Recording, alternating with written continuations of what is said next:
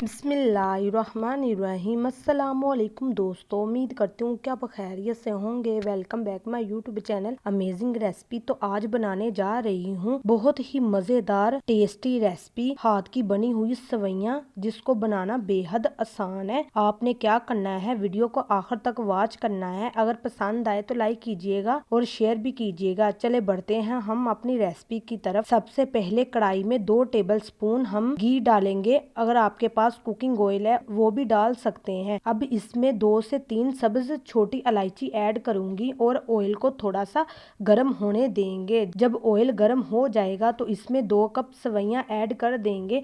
सवैयाँ add करने के बाद इनको अच्छी तरह भूनेंगे, फ्राई कर लेंगे, क्योंकि ये मैदे की बनी होती हैं, कच्ची होती हैं, इसलिए इन्हें अच्छे से फ्राई करना बहुत ज़रूरी होता है। इनका कलर चेंज होने तक, इनकी खुशबू आने तक इसे अच्छी तरह से फ्राई करते रहेंगे। बहुत ही मज़े की बनती है। आप लोग इसे एक दफ़ा ज़रूर ट्राई कीजिएगा और इंशाल्लाह आपको ज़रूर पसंद आएगी। और इसी दौरान अगर आप मेरे चैनल पर नए हैं तो आपसे रिक्वेस्ट है, मेरे चैनल को सब्सक्राइब कर ले ताकि मज़े की वीडियो आप तक पहले पहुंच सके। और ये मेरा न्यू चैनल है, आपके सपोर्ट की ज़रूरत है। अब इसमें 3 कप मैं पानी के ऐड कर दूंगी, क्योंकि 2 कप सवैयाँ ली हैं तो इसमें 3 कप पानी के जाएंगे। पानी ऐड करने के बाद अब इसमें चीनी शामिल करूंगी। चीनी जो है वो इसमें 1 कप जाएगी, आप टेस्ट के हिसाब से ऐड कर सकते हैं। इसके बाद इसे अच्छी तरह से मिक्स कर लेंगे और ऊपर से ढक्कन लगाकर इसे तकरीबन 10 से 15 मिनट तक पानी खुश्क होने तक पकाएंगे। फ्लेम को हम तकरीबन मीडियम पे रखेंगे। तो जब इसका पानी